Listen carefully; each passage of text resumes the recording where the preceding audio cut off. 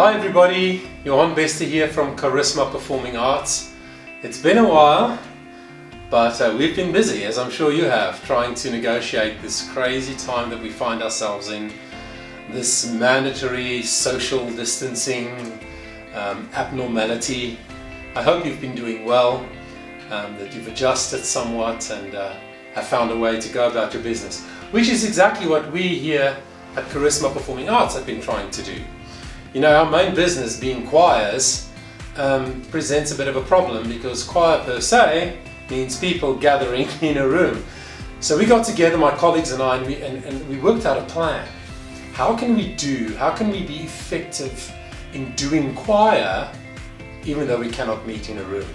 So today, the purpose of today's video is to show you, to give you an insider's view on my process, the whole journey from starting to lay down a piano track, first the right hand, edit, the left hand part, edit it in because I'm not a brilliant pianist, so I do one hand at a time. Then I lay down the vocal parts. If I have soprano, alto, tenor or bass, I have maybe 4 or 6 parts in a piece of music. I edit those in. Now I've prepared a track for each one of my voice groups. Then I go to the microphone and I record vocals. So I record the vocal for every single individual part in the piece. Then I have a vocal track and a piano only track to send to my singers. I send it to them, they send me audio recordings back. It is a whole journey, a journey that I'm going to take you on right now. So the first thing that we're going to do is I've got the sheet music here of my piece called Joshua. I'm going to lay down the piano track starting with the right hand. So firstly I get ready and then I click record so the program runs, and then I wait for the click in my ears to be sure that I stay in the beat, and you can even see that I'm keeping time there with my left leg, and the goal is just to play very, very accurately so that there's as little as possible editing issues afterwards.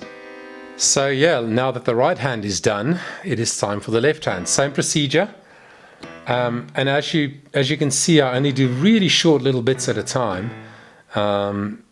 unless I'm very, very accurate, but normally I can tell that there's been some timing issues or mistakes and I don't want to redo a whole long bit, so I just do short little bits at a time and pause again. So now that we've laid down the piano track, I've got the score here, the sheet music of this piece called Joshua. So what I'm going to do now is I'm going to put on my headphones I should say, and I'm going to edit the piano track so that every chord and every note is exactly in the right spot according to the click track.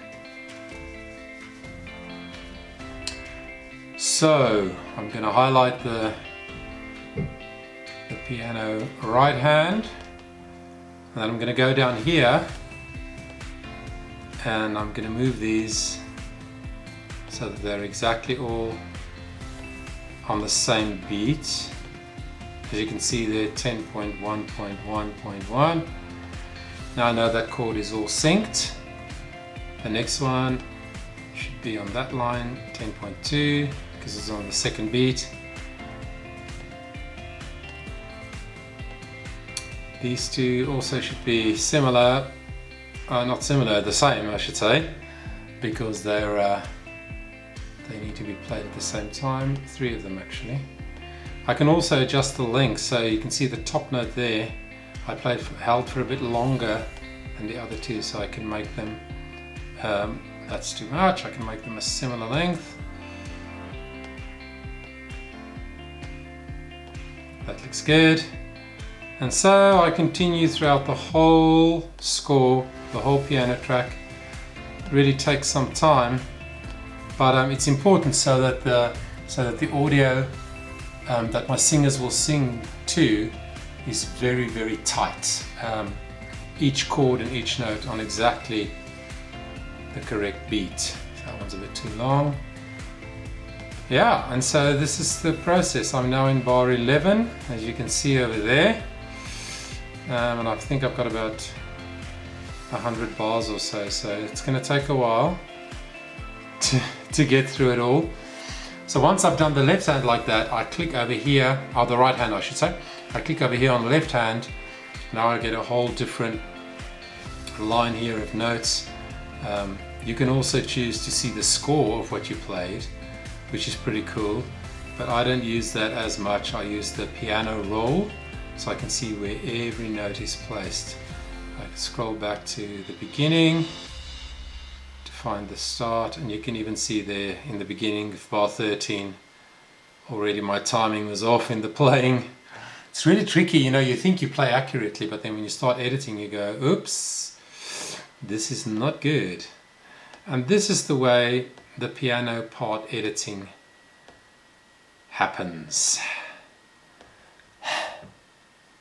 So now that the piano track, the accompaniment is edited and it's all nice and tight, the next thing I do is I play in the melody line of each individual voice group. I just play their actual melody note plus an octave above. This is soprano too. Next is recording vocals. Now that I've laid down the piano track and I edited it, made sure that it's all good and all in the right spots and on the right beats, then I sing this part into the microphone and I record that along with the click track and the piano track. So after that whole process of recording left hand, right hand, laying down the melody line and then recording probably multiple takes of vocals because I'm never satisfied with my vocals, I bring it all back, I do the final editing, mix it so that the balance is just right between the different channels, and then this is the end result.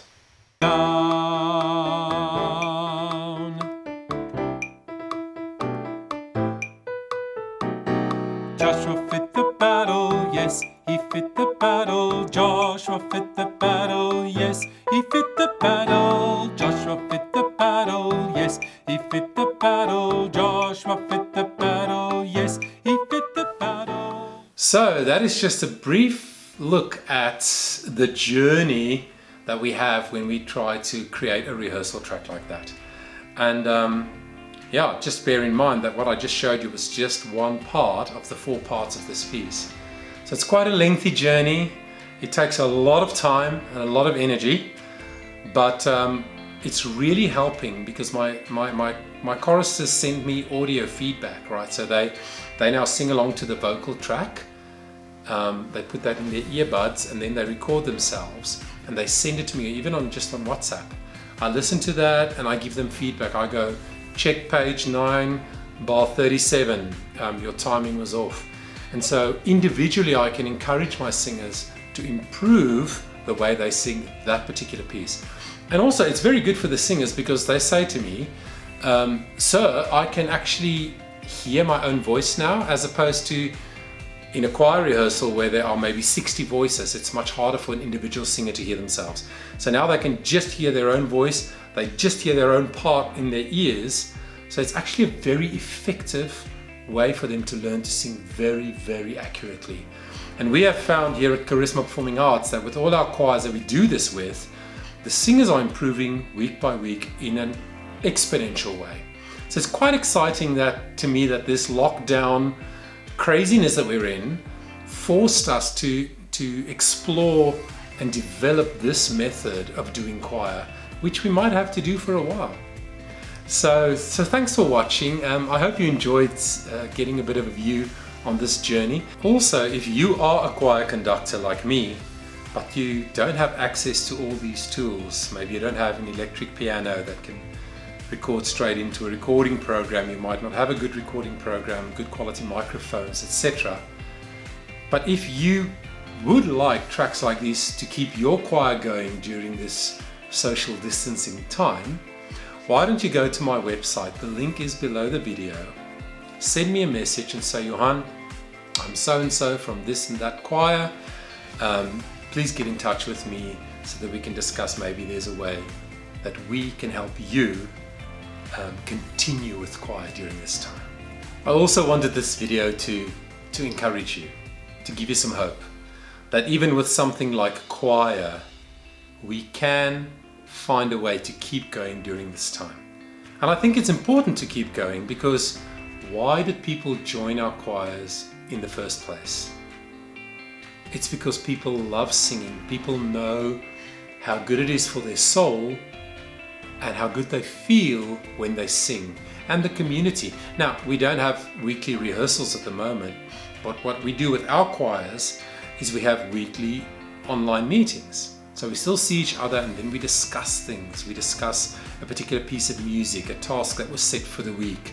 I give corporate feedback to everybody about the audio and the video files they sent me, etc. So there is a way for choir to keep going and to be very effective.